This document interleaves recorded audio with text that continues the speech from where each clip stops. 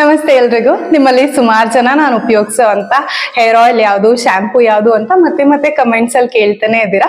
ಹಾಗಾಗಿ ಇವತ್ತಿನ ವಿಡಿಯೋನಲ್ಲಿ ನಿಮ್ ಜೊತೆ ನಾನು ಉಪಯೋಗಿಸುವಂತ ಹೇರ್ ಆಯಿಲ್ ಮತ್ತೆ ಶಾಂಪೂ ಯಾವುದು ಅಂತ ತೋರಿಸ್ತೀನಿ. ಮೊದಲಿಗೆ ನಾನು ಉಪಯೋಗಿಸುವಂತ hair oil Ashwini hair oil. ನಾನು ಸುಮಾರು ವರ್ಷಗಳಿಂದ ಇದೇ ಹೇರ್ ಆಯಿಲ್ ನ ಉಪಯೋಗಿಸ್ತಾ ಇದ್ದೀನಿ.